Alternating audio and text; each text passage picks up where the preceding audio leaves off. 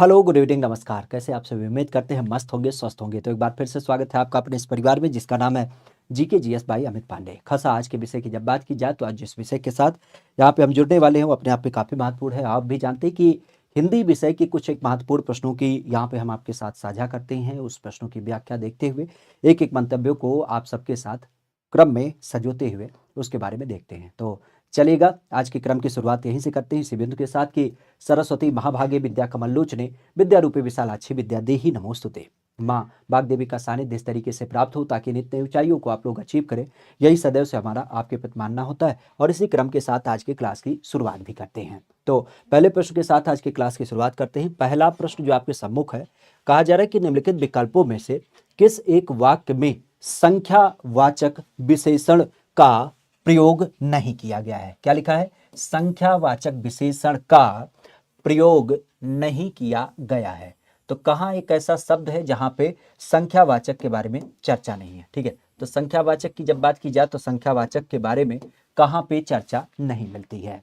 ये नाम सम्मिलित है कि छत पर 4 सफेद कबूतर बैठे हैं, भव्या का स्वभाव अच्छा है, या फिर कक्षा में 4 छात्र पढ़ते हैं, या फिर कुछ खिलाड़ी बहुत अच्छा खेले। अगर इनकी बात की जाए तो यहाँ पर कौन सा बिंदु आपको देखने को मिलता है? अब देखिए, अगर हम नामों की बात की तो एक बात क्लियर है। अगर हम इन नामों की बात करें तो यहाँ पे आपने सदैव सुना होगा कि जब हम विशेषण की बात करें तो विशेषण का मतलब होता है किसी की विशेषता बताना, लेकिन उस विशेषता के परिप्रेक्ष्य इसके अलग अलग मानक होते हैं। खास करके जैसे परिणाम बताना, या फिर किसी के नंबर्स को बताना, या फिर उसके गुण व्यवहार को बताना। अब इस दशा की जब बात की जाए तो यहाँ पे आप देख सकते हैं, यहाँ शब्द लगा है 4 सफेद। इसका मतलब ये बात तो क्लियर है कि यहाँ पर 4 नंबर की बात की जा रही है, 4 है संख्या। यहाँ पे आप कह सकते हो फिर 4 छात्र पढ़ते हैं, यहाँ पे भी नंबर आ गया। लेकिन नामों की जब बात की जाए तो यहाँ पे लिखा है कुछ खिलाड़ी। आप भी जानते हैं जब हम क्वांटिटी की बात करते हैं तो थोड़ा बहुत कुछ, ये भी क्या होता है? ये भी एक मात्रा को दर्शाता है। लेकिन जब हम बात करते हैं भव्या के बारे में तो भव्या का स्वभाव अच्छा है। इसका मतलब शुद्ध रूप से आप कह सकते हो ये क्या बताता है? यह इसके व्यवहार को दर्शाता है, या फिर इसके गुण या द्वेष को दर्शाता है। तो इसी नाते हम क्या बोलेंगे? इसे गुणवाचक विशेषण की संज्ञा के रूप में इसे नाम दे दिया जाता है। तो इस तरीके से बी वाला क्या होगा? इसका सही उत्तर होगा। आगे की बात, कहा जा रहा है कि भुलक्कड़ नाम का एक जो शब्द है उसमें किस एक प्रत्यय का प्रयोग किया गया है? क्या है? भुलक्कड़ नाम का जो एक शब्द है, अगर इसकी बात की जाए तो इसमें कौन सा प्रत्यय आपका इस्तेमाल किया गया है? नाम आता है भू, ड़, अक्कड़ या फिर भूल। अगर इसकी बात की जाए तो इसका नाम आपको दिख मिलता है। भुलक्कड़ शब्द की जब बात की जाए तो यहाँ पर कौन सा प्रत्यय आपका इस्तेमाल किया गया? ये कल का क्वेश्चन आ गया है खास करके, हालांकि फिर से एक बार हम चर्चा कर ही लेते हैं। आपने सदैव सुना होगा भूल, और भूल के साथ हम लोग क्या करते हैं? अक्कड़ का इस्तेमाल कर लेते हैं। तो प्रत्यय के परिप्रेक्ष्य में ध्यान रखिएगा, जब कोई शब्द के अंत में लगता है तो उसे हम देख पाते हैं, और यहाँ पे क्या होगा? अक्कड़। अक्कड़ शब्द की जब बात की जाए तो यहाँ पे प्रत्यय के रूप में इस्तेमाल हुआ है, और जबकि भूल की जब बात की जाए तो ये क्या है? ये मूल शब्द के रूप में आपको देखने को मिल जाता है। ठीक है, आगे है कि निम्नलिखित मुहावरे का उचित अर्थ क्या करिए? चुनाव करिए। क्या है? नाक रगड़ना एक शब्द है, नाक रगड़ना। अगर इसकी बात की जाए तो इसका उचित विकल्प क्या होगा? क्रोधित हो जाना, परेशान करना, या फिर दीनता पूर्वक प्रार्थना करना, या फिर आपके तंग करना। अगर इसकी बात की जाए तो इसका नाम देखने को मिल जाता है।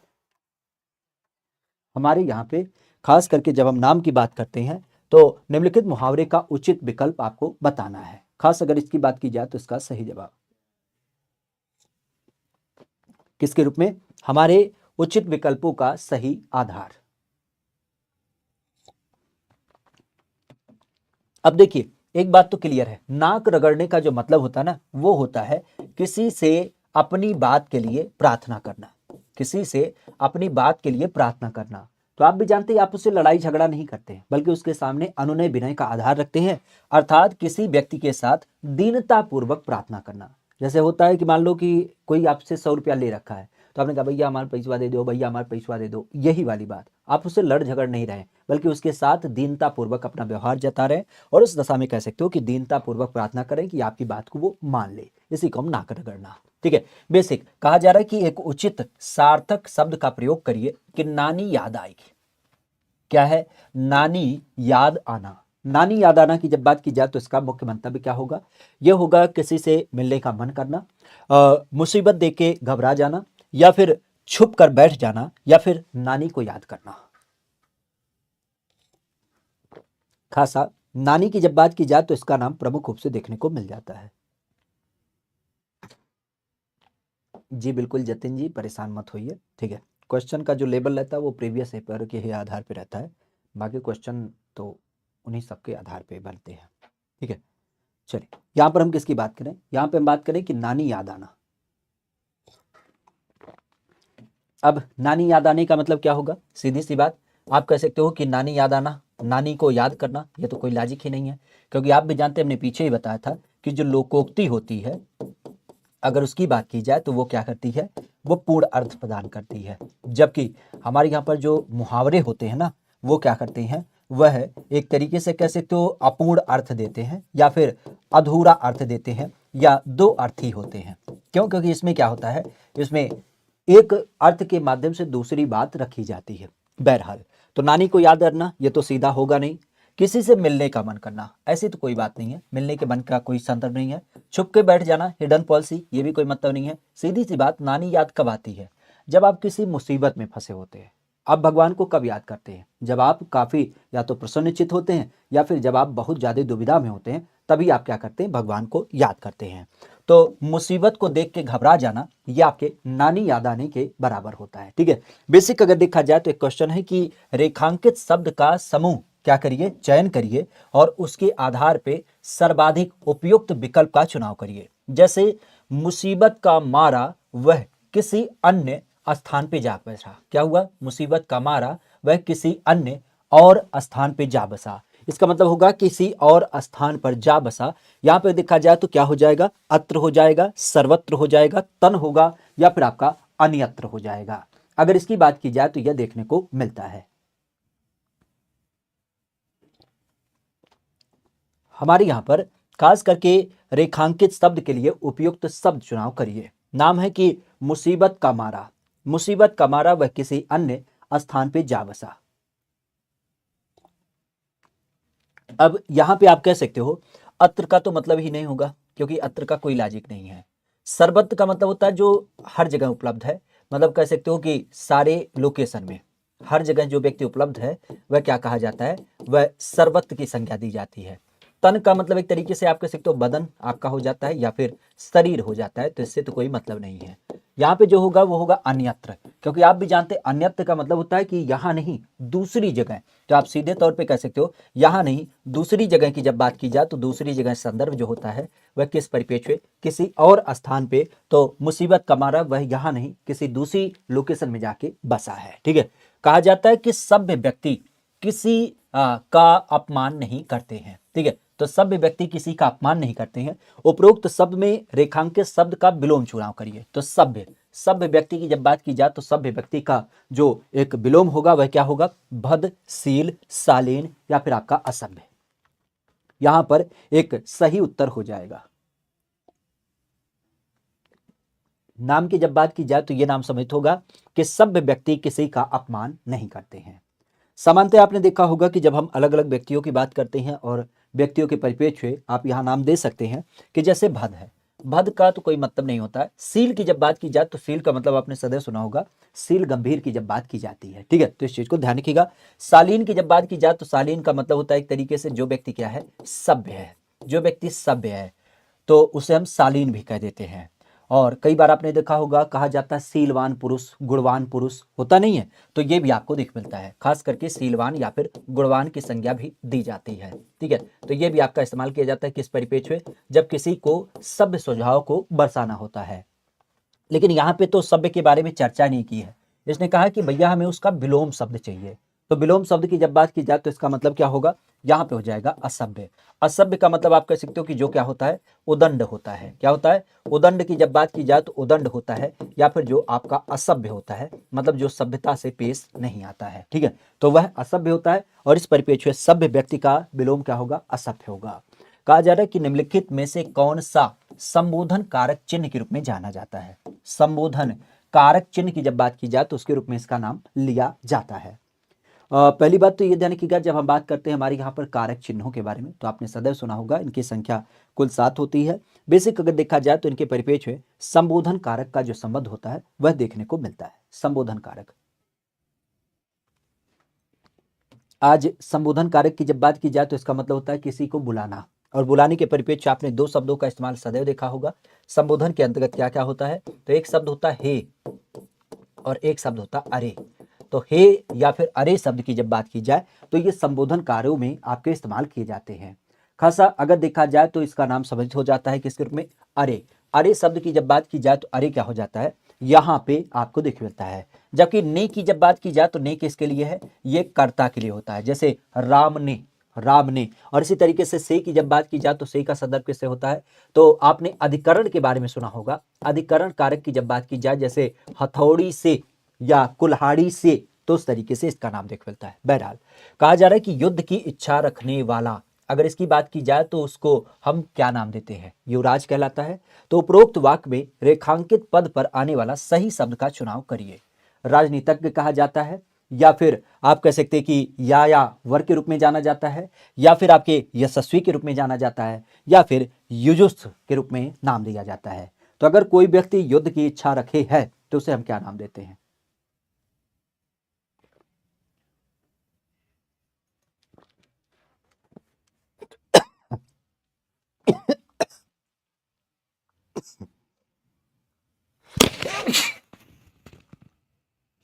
कोई व्यक्ति क्या है, युद्ध की इच्छा रखे है तो उस व्यक्ति को हम लोग क्या नाम देते हैं।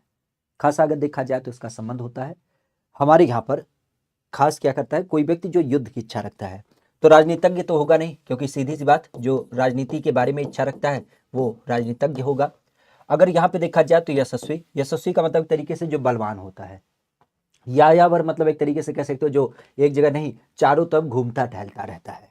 यहाँ पे जो बचेगा युजुस, युजुस की जब बात की जाए तो ये क्या हो जाता है, युजुस की जब बात की जाए तो ये युद्ध का इच्छा रखने वाला व्यक्ति, ठीक है, युद्ध की अभिलाषा रखने वाला व्यक्ति जो होता है वह क्या कहलाता है, वह युयुस के रूप में जाना जाता है। युद्ध की अभिलाषा रखने वाला व्यक्ति युयुस के रूप में जाना जाता है। यायावर मतलब होता है कि जो चारों तरफ क्या करता है, भ्रमण करता है, ठीक है, चारों तरफ जो भ्रमण करता है, या जिसको एक तरीके से हम बंजारा कह सकते हैं कि मतलब एक जगह पे टिकता नहीं है, वो एक जगह से दूसरी जगह, दूसरी जगह से चौथी जगह, इस तरीके से आता जाता रहता है। और यशस्वी का मतलब होता है जिसमें तेज है, जिसमें एक प्रताप है, ठीक है। बाकी अकस्मात की जब बात की जाए तो अकस्मात शब्द के लिए इनमें से उपयुक्त पर्यायवाची कौन होगा। अकस्मात शब्द की जब बात की जाए तो अकस्मात शब्द के लिए इनमें से कौन सा पर्यायवाची हो जाएगा, अचानक, अदृश्य, अभंज या फिर अनिवार्य। कौन सा एक ऐसा पर्यायवाची होगा जो अकस्मात के लिए इस्तेमाल किया जाता है। अकस्मात, अकस्मात का सीधे से नाम चल रहा है कि अकस्मात का मतलब होता है अचानक, अचानक कोई कार्य होना। अदृश्य का मतलब होता है जो दिखाई ना दे, अदृश्य का मतलब है जो दिखाई ना दे, मतलब धुंधला, एक तरीके से कह सकते हो धुंधला होना, अगर उसकी बात की जाए तो वह अदृश्य हो जाता है। अभंज की बात की जाए मतलब जिसको भंजित नहीं किया जा सकता, मतलब जिसको तोड़ा नहीं जा सकता।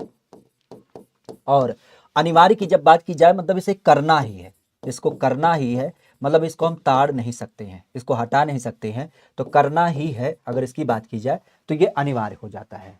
लेकिन जब हम बात करते हैं किस परिपेक्ष्य, यहाँ पे अचानक के परिपेक्ष्य, तो अचानक का मतलब होता है कि यहाँ पे क्या होता है, अकस्मात। अकस्मात का मतलब होता है कि जो तत्काल है, तत्काल की जब बात की जाए तो तत्काल या फिर अकस्मात, ठीक है। एक नाम आता है कि बताइएगा हमारे यहाँ पर रेखांकित शब्द समूह के लिए सबसे ज्यादा उपयुक्त जो विकल्प है उसका चुनाव करिए कि जिसमें चेतना ना हो उसकी दशा सुधारी ना जा सकती है। तो चेतना के परिपेक्ष्य में उसकी दशा सुधारी नहीं जा सकती है। अब इस शब्द समूह के लिए एक विकल्प होगा कि जिसमें चेतना ना हो, जिसमें चेतना ना हो, अगर उसको हम यहाँ पर एक शब्द में रेखांकित करें तो उसका क्या एक सही उत्तर होगा। क्या उसे मूर्ख कहेंगे, अवचेतन के रूप में नाम देंगे, या फिर उसे अचेतन के रूप में नाम देंगे, या फिर आपके बेहोश के रूप में नाम देंगे। हमारे यहाँ पर यह नाम देखने को मिल जाता है। खासा अगर देखा जाए तो यह नाम देखने को मिल जाते हैं। नाम की जब बात की जाए तो आप भी जानते हैं मूर्ख का मतलब होता है कि जो बिल्कुल पैदल है, उससे कोई मतलब नहीं है। अगर देखा जाए तो यहाँ पर क्या होगा, हमारे यहाँ पर अवचेतन या फिर अचेतन। तो खासा देखा जाए तो अव का मतलब होता है अवरोही, आपने सुना भी होगा अव का अवरोही, आरोही का मतलब बढ़ना। तो अगर हम अव की बात करते हैं तो अव का मतलब होता है न्यून या कम होना। और जबकि हम बात करते हैं आ का मतलब, तो आ का मतलब होता है नहीं, ठीक है। आरोही की जब बात की जाए तो आ का मतलब होता नहीं, औ का मतलब होता कम या फिर न्यून होना। तो यहाँ पे कहा जा रहा है कि जिसमें चेतन है ही नहीं है, बिल्कुल नहीं है, तो बिल्कुल नहीं है तो इसका मतलब क्या होगा, ये हो जाएगा अचेतन। अचेतन की जब बात की जाए तो जिसमें चेतना है ही नहीं है। अवचेतन का मतलब जो थोड़ा बहुत क्या है, एक तरीके से जागरूक है, अगर उसकी बात की जाए तो उसका नाम आता है। और बेहोश की जब बात की जाए तो बेहोश मतलब आप भी जानते हैं कि जो मृत अवस्था में नहीं है, लेकिन एक तरीके से कह सकते हो कि जो जीवित अवस्था में भी नहीं है, इन द सेंस कह सकते हो 50-50 वाला सीन है, कि जिसको शारीरिक प्रतिक्रिया से तो वो जीवित है, लेकिन अगर होशो हवास की बात की जाए तो उसमें बिल्कुल ख्यालात का कोई आधार नहीं है। अचेतन की जब बात की जाए तो अचेतन का मतलब क्या होगा, इसमें वो व्यक्ति जाग रहा है, सारी चीज़ों को समझ रहा है, लेकिन वह उस फील को नहीं ले पा रहा है जो उस समय की जरूरत है। तो अचेतन की जब बात की जाए जिसमें कोई चेतना नहीं है, ठीक है। खासा अगर देखा जाए तो निम्न वाक्य में किस एक शब्द का वर्तनीगत अशुद्धि आपको दिखता है, कि भगवान शिव का निवास स्थल केतास आपको देखने को मिलता है। तो यहाँ पर क्या हो जाएगा, तो आप कह सकते हो इसका नाम देख मिलता है, ये नाम समझते होता है निवास, कैलाश, शिव या फिर भगवान। सर भारत में 75 वेटलैंड हैं, अब बताए हैं कि 76 हो गया है, अगर हैं तो वो कौन सा है। अच्छा अच्छा, देखो इसके लिए एक काम हमने किया है, आप जब YouTube खोलते हो ना तो और कुछ नहीं करना होता है, आप YouTube को खोलिएगा, तो YouTube खोलते हैं तो फिर क्या मिलता है, आपको सर्च करने का ऑप्शन मिलता है। सर्च करिएगा क्या, GKGS बाई अमित पांडे। अरे क्या तमाशा आ गया जी, GKGS बाई अमित पांडे, ठीक है। तो जब आप इसको सर्च करते हैं ना तो इस दशा में क्या होता है, आपको ये चैनल मिलता है, और जब आप इसको खोलते हैं ना तो यहाँ आप लाइव में जाते हैं, तो ऐसी नई चीज़ें आपके सामने हम बिल्कुल रख देते हैं, आपको कहने की ज़रूरत नहीं होती है। जैसे देखो आज आपके रेलवे का बजट आया था या यूनियन बजट आया था, तो उसके बारे में हमने एक सूचना आपके साथ साझा कर दी। आपका कोई भी अपडेट होता है तो उसे रख देते हैं। यहाँ देखिएगा रामसर साइट हमने दोनों बता दिए कि 5 कौन कौन से ऐड हुए थे, और बाकी आज अगर 80 साइट हो गई हैं तो उस 80 साइट में किसका किसका नाम आपको देखने को मिल जाता है। तो दोनों चीज़ें आपके सम्मुख है। चलिए, वर्तनीगत अशुद्धि की जब बात की जाए तो इसका नाम क्या होगा, खास करके भगवान शिव का निवास स्थल हमें देख मिलता है। तो कैताश कहा जाता है, भाई कैताश तो होता नहीं है, यहाँ पर इनका जो नाम होगा वो हो जाएगा कैलाश। आज कैलाश की जब बात की जाए तो कैलाश मानसरोवर की जब बात की जाए तो आपने कई बार सुना होगा, कैलाश मानसरोवर की जब बात की जाए तो इसका नाम ध्यान रखिएगा, ये किस परिप्रेक्ष्य में जाना जाता है, तो ये भगवान शिव की निवास स्थली के रूप में नाम लिया जाता है। कहा जा रहा है कि मुहावरे के लिए एक उपयुक्त सार्थक शब्द का चुनाव करिए। मुहावरे की जब बात की जाए तो मुहावरे के लिए एक सार्थक शब्द का चुनाव करिए। नाम आता है कि गूलर का फूल होना, एक शब्द है कि गूलर का फूल होना। आज गूलर के फूल होने की जब बात की जाए तो इसका सही अर्थ क्या होगा, क्या बहुत सुंदर होना, या फिर क्रोध करना, या फिर दुर्लभ होना, या फिर बहुत ज्यादा परेशान होना। अब सीधे शब्दों में आप कह सकते हो बहुत ज्यादा परेशान होना, ये तो कोई लॉजिक नहीं बनता है। यहाँ पे देखा जाए तो बहुत सुंदर होना नहीं, हमने कई बार बताया कि जब मुहावरा आता है तो मुहावरे का मतलब सीधा अर्थ नहीं होता है, लोकोक्ति का में भी हो सकता है क्योंकि वो पूर्ण अर्थ देता है, लेकिन मुहावरे का अर्थ होता है ये दो अर्थ ही होते हैं। जैसे 9 2 11 होना, लगता है 9 और 2 जोड़ेंगे तो 11 होगा, बिल्कुल सत्य बात है, लेकिन 9 2 11 वो नहीं होता, 9 2 11 का मतलब होता है भाग जाना। तो इस दशा में इसमें दो अर्थ छिपे होते हैं, तो सीधा अर्थ तो ये गाय नहीं, तो बहुत सुंदर होना ये तो कोई मतलब नहीं है।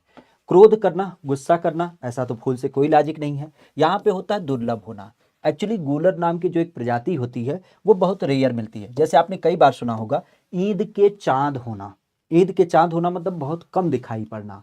तो इसी तरीके से गूलर का फूल जो होता है वो इन्वायरमेंट में बहुत ज्यादा नहीं मिलता है, ना के बराबर नगण्य मिलता है, तो ये आपको नाम देख मिलता है। तो गूलर के फूल की जब बात की जाए तो ये जरूर ध्यान रखिएगा। अच्छा, गूलर के फूल से एक नाम और ध्यान रखिएगा, हमारे यहाँ पर दो फूल और आपने सुना होगा धतूरे के फूल के बारे में। धतूरे का फूल होना, अब ये क्या है, धतूरे का फूल होना मतलब एक तरीके से ध्यान रखिएगा बिल्कुल बेकार होना, बेकार वस्तु। इन द सेंस आप कह सकते हो धतूरे का जो फूल होता है ना वो इन्वायरमेंट में चारों तरफ मिलता है और इसकी उपयोगिता ना के बराबर है। क्यों? क्योंकि ये फूल एक ऐसा फूल है जिसमें किसी प्रकार की कोई महक ना होती है, और बिल्कुल आप कह सकते हो चारों तरफ उपलब्ध होता है, ज्यादा मात्रा में है तो सीधी सी बात जिसकी कोई वैल्यू ज्यादा होगी, जो व्यक्ति ज्यादा आपके लिए अवेलेबल होगा, क्या उसकी कोई वैल्यू होगी? कभी नहीं होगी। तो इस दशा में धतूरे का फूल होना मतलब बिल्कुल बेकार वस्तु होना। इवन आपने कई बार सुना होगा हमारे यहाँ पर बेहया का फूल भी कहा जाता है इसी को, ठीक है। तो ये नाम आपको दिख मिलता है, ठीक है। आगे की बात की जाए तो एक नाम होता है किसके परिप्रेक्ष्य, एक नाम आता है किस रूप में, खास करके कि राधा जब घर पहुंचेगी तो दिवस खत्म हो चला था, ठीक है। राधा जब घर पहुंचेगी तब दिवस खत्म हो चला था।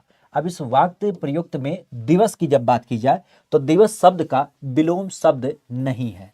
दिवस की जब बात की जाए तो दिवस का विलोम नहीं है। नाम की जब बात की तो निशा, रजनी, अवनी या फिर आपके राप्ती, कौन सा शब्द ऐसा है जो हमारे यहाँ पर दिवस का विलोम नहीं है।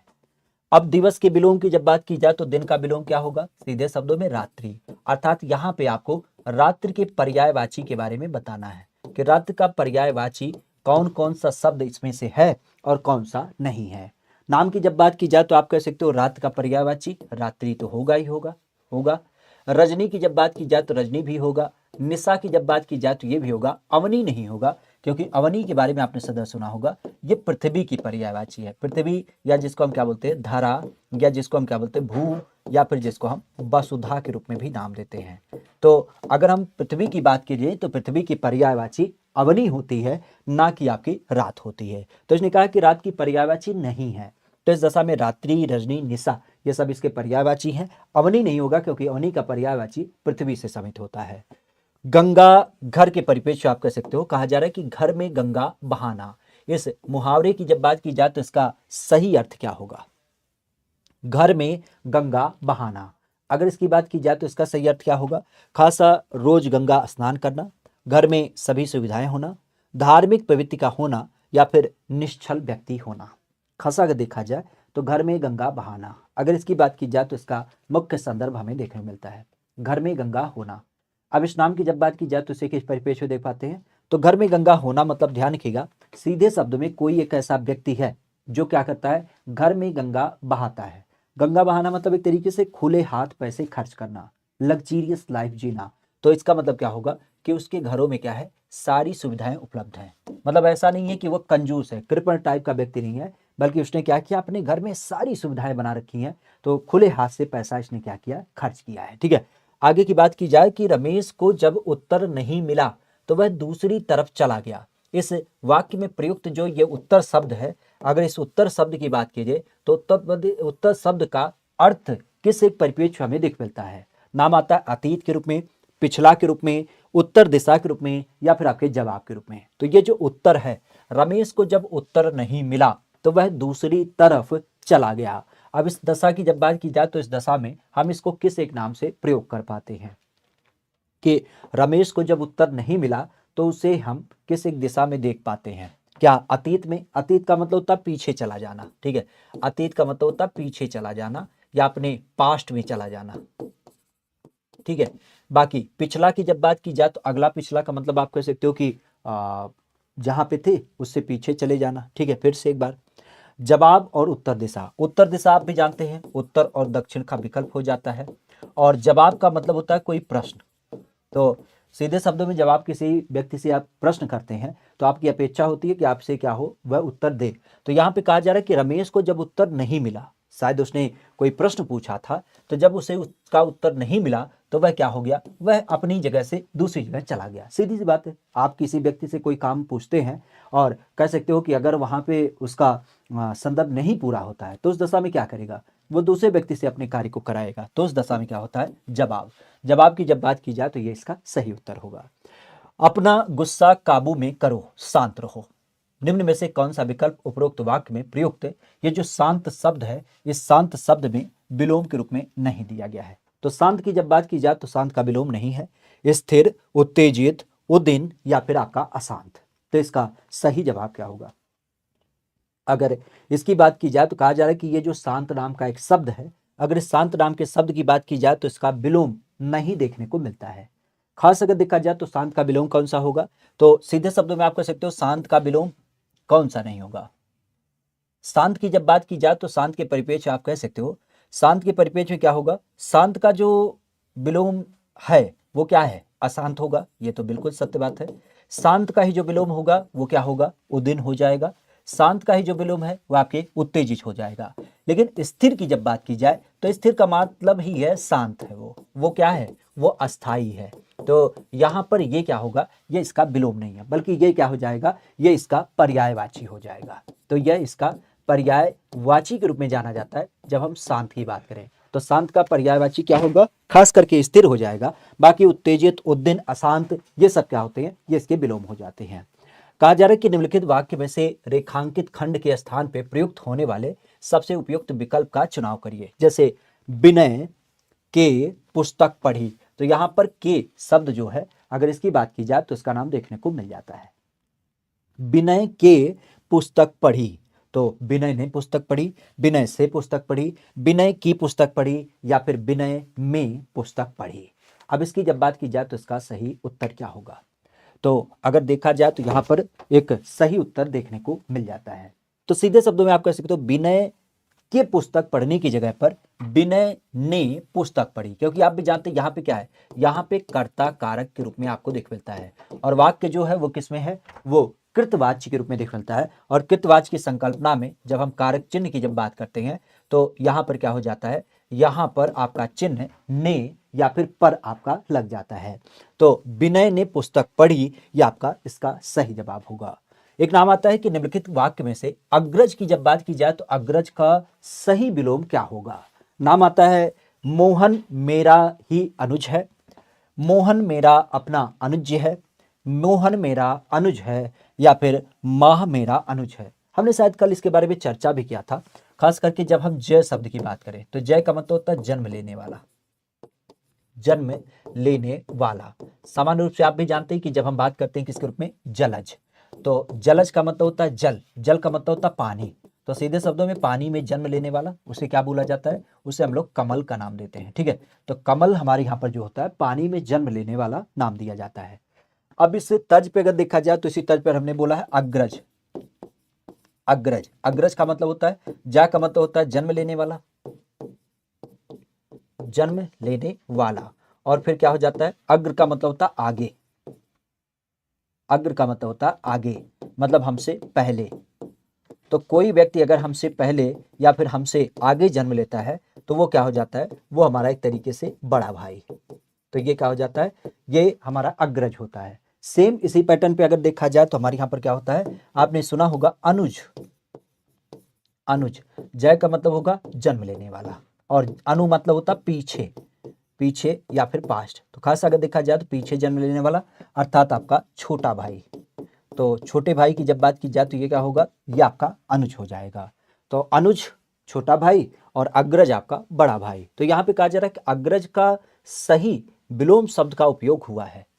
तो मोहन मेरा अनुज है। अब ये बात क्लियर हो गई कि अग्रज का विलोम क्या होगा, अग्रज का विलोम आपका अनुज होगा। और अनुज के परिपेक्ष ध्यान रखिएगा, अनुज नहीं होता है, अनुज भी नहीं होता है, अनुज नहीं होता है, बल्कि अनुज होता है। ठीक है, तो अनुज होता है, यह आपका सी वाला सही जवाब होगा। ठीक है, आगे की बात की जाए तो कहा जा रहा है दिए गए शब्द में उचित शब्द से वाक्य को पूर्ण करिए। जैसे महानगरों में कई जगह आपके क्या होते हैं, कूड़े के डैश डैश डैश दिखाई देते हैं। तो कूड़े के डैश दिखाई देते हैं, क्या, अंबरसारी, अंबार, अंबर, या फिर अंबारी। अब एक बात क्लियर है, अंबर की जब बात की जाए तो अंबर का मतलब एक तरीके से कह सकते हो कि हमारे यहाँ पर आसमान की संकल्पना दिख मिलती है, या फिर जिसको हम क्या बोलते हैं, बादल के रूप में भी जानते हैं। अंबर, अंबरी से कोई मतलब है ही नहीं है, अंबसारी से कोई लेना देना नहीं है। तो यहाँ पे जो होता है अंबार, अंबार का मतलब होता है ढेर, अंबार का मतलब होता है ढेर।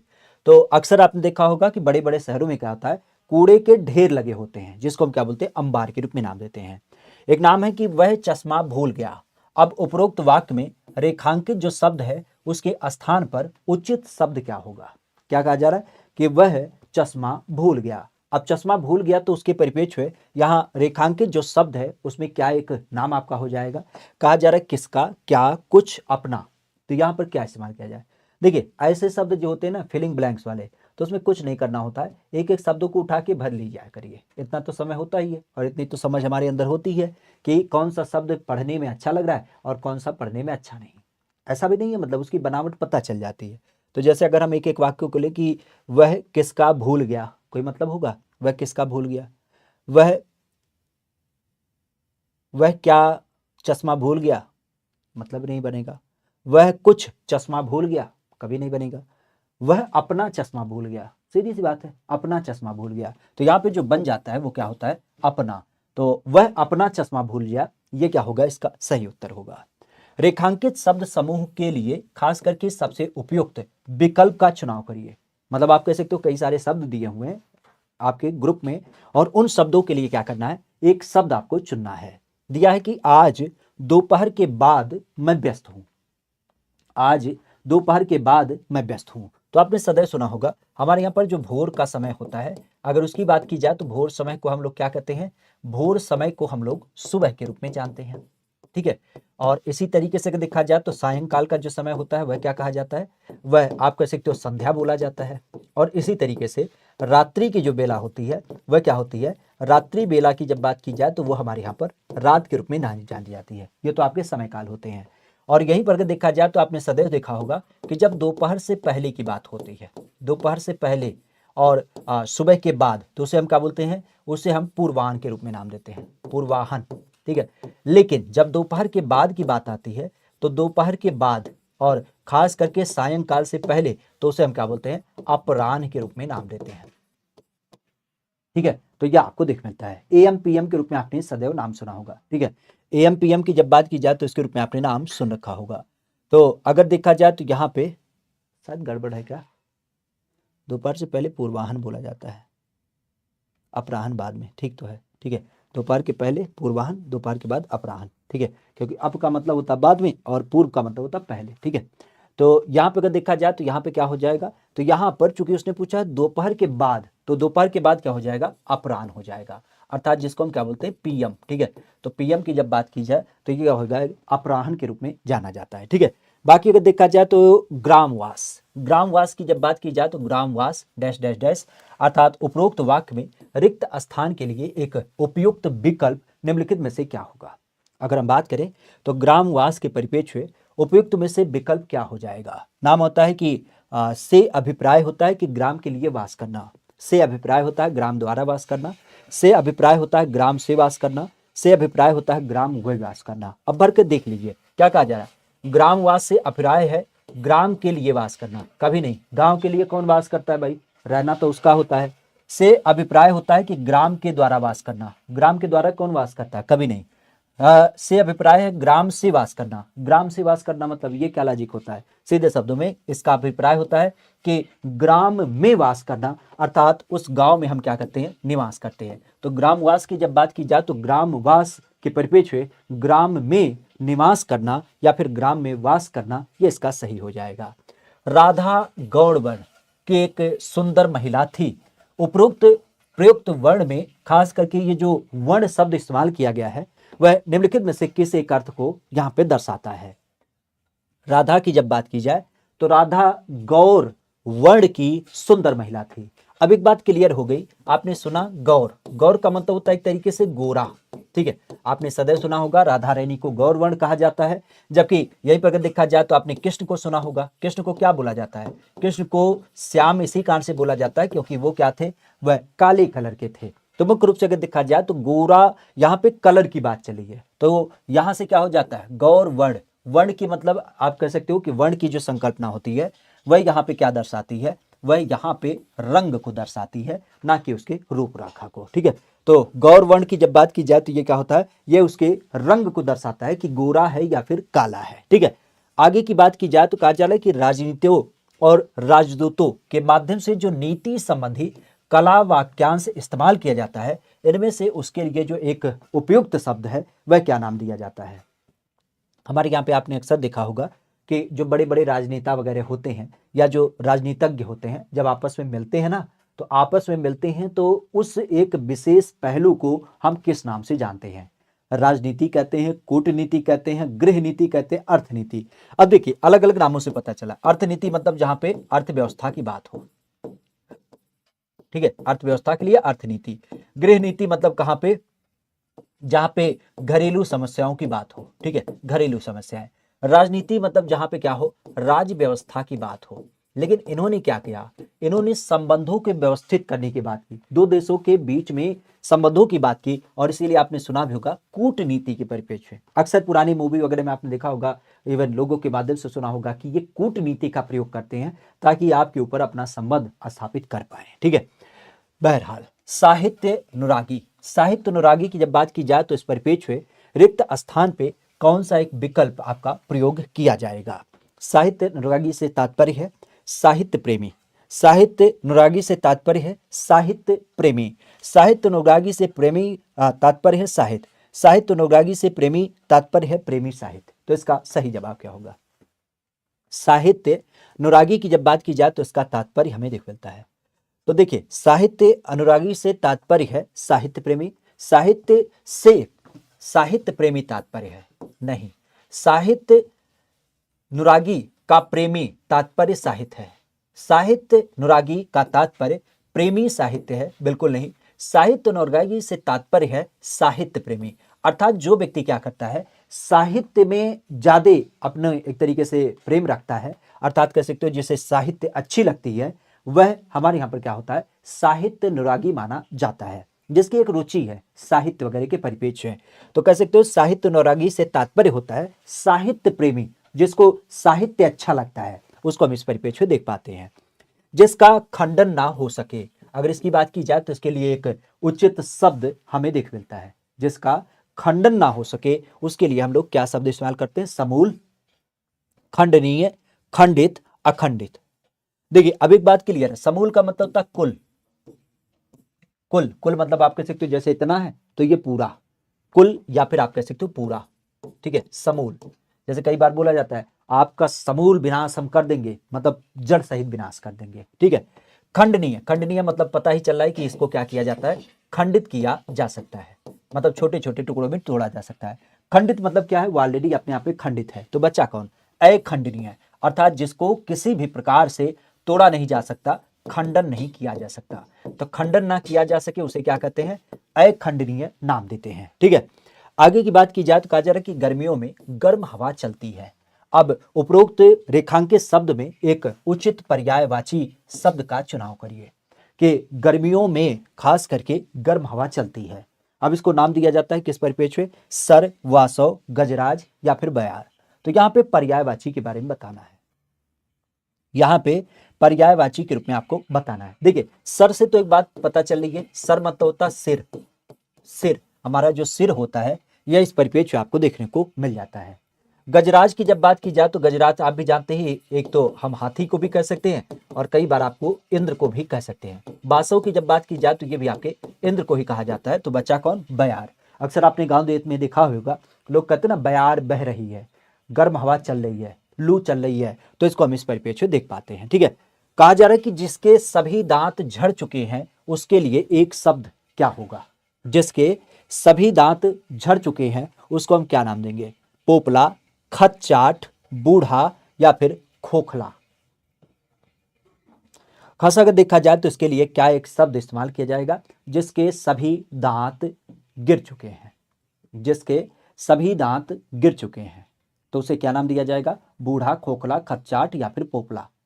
पोपला मतलब आपने देखा होगा कई बार जब किसी सामान को आप उठाते हैं ना और वो अंदर से उसमें कुछ नहीं होता तो उसे क्या बोलते हैं? पुलपिला टाइप का बोलते हैं, ठीक है। खोखला मतलब होता है जो अंदर से क्या है, पूरी तरीके से खाली है। और बूढ़ा का मतलब जिसकी उम्र हो चुकी है। तो अगर देखा जाए तो उम्र के परिप्रेक्ष्य क्या बोला जाता है? बुजुर्ग के लिए यह एक अवस्था बताती है। खोखला का मतलब क्या है कि अंदर से खाली है, अंदर से क्या है? खाली है। और नामों की जब बात की जाए तो पोपला, पोपला या एक तरीके से पिलपिला भी हम कह सकते हैं, ठीक है। पोपला या फिर आपका पिलपिला की जब बात की जाए तो ये भी आपको देखने को मिल जाता है, जो बिल्कुल ढीला ढाला है। तो यहाँ पर क्या होगा? खतचाट। अगर इसकी बात की जाए तो खतचाट का संदर्भ या फिर पोपला का संबंध या फिर आपका बूढ़ा या फिर आपका खोखला। तो इस संदर्भ की जब बात की जाए तो इसका संदर्भ क्या होगा? खतचाट आपको देखने को मिलता है, ठीक है। खतचाट की जब बात की जाए मतलब उसके जितने भी दांत हैं वो पूरी तरीके से क्या हुए हैं? गिर चुके हैं। एक नाम आता है उन्होंने बोल उठे। उपरोक्त वाक्य को त्रुटि पहचान करके क्या करिए? शुद्ध करिए। उन्होंने बोल उठे, खासा इसका सही वाक्य क्या होगा? तो अब आप कह सकते हो कि उन्होंने बोल उठे, वे ने बोल उठे, उसने बोल उठे, वे बोल उठे। इसका सही जवाब क्या होगा? पोपला या फिर एक तरीके से पुलपिला कह सकते हो, ठीक है। बहरहाल यहाँ पे देखा जाए तो उन्होंने बोल उठे, इसका सही जवाब क्या होगा? अब आप कह सकते हो उन्होंने बोल उठे, तो इसका सही जवाब होगा उन्होंने बोल उठे, ये तो वही बात हो गई। वे ने बोल उठे, वे के साथ ने कहां से आ गया? उसने बोल उठे, ये कोई लॉजिक ही नहीं बना। सीधी सी बात, वे बोल उठे, क्या होगा, वे बोल उठे, तो ये इसका सही जवाब होगा। जो कम बोलता है वह सामान्य रूप से एक शब्द में क्या कहा जाता है? जो कम बोलता है उसे हम लोग एक शब्द में क्या नाम देते हैं? मितभाषी, अपभाषी, मृदुभाषी या फिर आपके भाषी। खासा अगर देखा जाए तो इसका नाम देखने को मिलता है सीधे शब्दों में, जो कम बोलता है। अब देखिए, भाषी का मतलब होता है सीधे शब्दों में जो भाषा एक तरीके से मतलब जो बोलता है, जो ज्यादा मात्रा में बोलता है, उसको हम क्या बोलते हैं? भाषी है, अर्थात एक तरीके से जो बाचाल है, ठीक है। मृदुभाषी का मतलब जो एक तरीके से मीठा बोलता है, मीठा बोलने वाले को हम लोग क्या कहते हैं? इसके रूप में जानते हैं। अगर यहाँ पे देखा जाए तो कम, आपने अक्सर सुना होगा, कम की जब बात की जाए तो मित का मतलब होता है कम, और मित भाषी मतलब होता है जो अक्सर कम ही बोलता है, ठीक है। तो इसका नाम देख मिलता है। एक पैराग्राफ है, इसको थोड़ा सा पढ़ लीजिएगा और उसके बाद आंसर करते हैं। है कि विश्व की कोई भी ऐसी सभ्यता नहीं है जिसने वनों के मूल्यों को ना आंका हो। वन विभिन्न प्रकार के पशु पक्षी तथा प्रजातियों के लिए एकमात्र आश्रय स्थल थे और आज भी हैं। वनों के निरंतर घटने से इनके संरक्षण की आवश्यकता पड़ी है। आज भी वन संरक्षण की आवश्यकता पहले जैसी बनी हुई है। वनों में जो उगे पेड़ पौधे होते हैं उनसे हमारी ईंधन की समस्या सॉल्व होती है।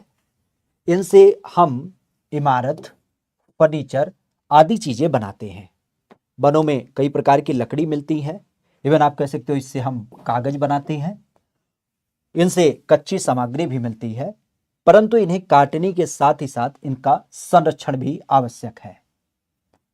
पेड़ पौधे वर्षा कराने में सहायक बनकर पर्यावरण की रक्षा करते हैं।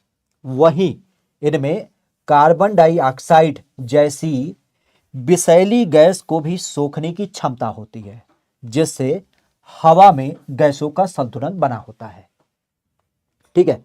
तो अब ये पैराग्राफ आप पढ़ सकते हैं कि विश्व की कोई भी ऐसी सभ्यता नहीं जिसने वनों के मूल्यों को आंका ना हो। क्या किया हो? वनों के मूल्यों को आंका ना हो। विभिन्न प्रकार के पशु पक्षी प्रजाति इनके लिए आश्रय स्थल माने जाते हैं, आज भी हैं। वनों के निरंतर घटने से इनके संरक्षण की आवश्यकता पड़ी है। आज भी वन संरक्षण की आवश्यकता पहले जैसी बनी हुई है। वनों में उगे हुए पौधे हमारी ईंधन की समस्या समाधान करते हैं। इनसे हमें इमारत, फर्नीचर आदि बनाने के कई प्रकार की लकड़ियां भी प्राप्त होती हैं। साथ ही कागज बनाने के लिए कच्ची सामग्री उपलब्ध होती है, परंतु इन्हें काटने के साथ ही साथ इनका संरक्षण भी आवश्यक है। पेड़ पौधे वर्षा कराने में सहायक बनकर पर्यावरण की रक्षा करते हैं। वहीं इनमें कार्बन डाइऑक्साइड जैसी विषैली गैस को सोखने की क्षमता भी होती है, जिससे हवा में गैसों का संतुलन बना रहता है, ठीक है।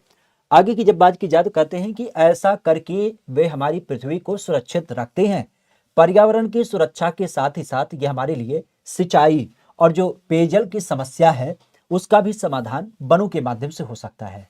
वनों के कारण ही नदियां अपने भीतर जल की अमृत धार सजो करके प्रवाहित होती हैं। तो ये तो रहा पूरा पूरा पैराग्राफ। क्वेश्चन देख लेते हैं। कहा जा रहा है कि नदियों में जल धारा किसके कारण प्रभावित होती है? नदियों में जल धारा किसके कारण प्रभावित होती है? अभी आपने देखा नदियां अपने भीतर जल अमृत धार सजो करके प्रभावित करती हैं, और वो होता है वनों के कारण। तो सीधे शब्दों में वनों के कारण। वनों के कारण नदियों में क्या होता है? आप कह सकते हो कि अमृत धार प्रवाहित होता है। क्लियर? आगे की बात है, क्या कहा जा रहा है? एक बिंदु है, कहा जा रहा है कि वनों का मूल्य आंकने का अर्थ है। वनों का मूल्य आंकना, वनों का मूल्य आंकना मतलब एक तरीके से क्या उसकी कीमत आंकना या फिर उसकी वैल्यू लगाना। सीधे शब्दों में वनों की वैल्यू आंकने का मतलब होगा कि मूल्य को आंकना बिल्कुल नहीं होगा भाई, हम उसके वन लगाने की बात ही नहीं कर रहे हैं। वनों को बेचना ऐसा तो नहीं करेंगे, मूल्य आंकने में बेचने की कोई बात नहीं है। वनों को अत्यधिक काटना, वो भाई वाह, मूल्य लगा रहे हो और उसको काट रहे हो, यही तो कोई लॉजिक नहीं होगा। सीधे शब्दों में पुराने समय में भी लोग क्या करते थे? वनों की वैल्यू समझते थे, और आज भी लोग वनों की वैल्यू समझते हैं, तभी तो इसका संरक्षण किया जा रहा है। अर्थात उसका महत्व क्या है? बरसात कराती है, वन्य जीव निवास करते हैं, पेड़ पौधों के लिए महत्वपूर्ण है, नदियों के लिए पानी का स्रोत होता है, ये सारी चीजें आपको मिलती हैं, ठीक है। कहा जा रहा है आश्रय स्थल। अब आश्रय स्थल का मतलब क्या है? आश्रय स्थल मतलब आप भी जानते हैं कि जहां पर आपका निवास स्थल होता है उसी को हम आश्रय स्थल कहते हैं। तो आश्रम का स्थल ये तो होगा नहीं।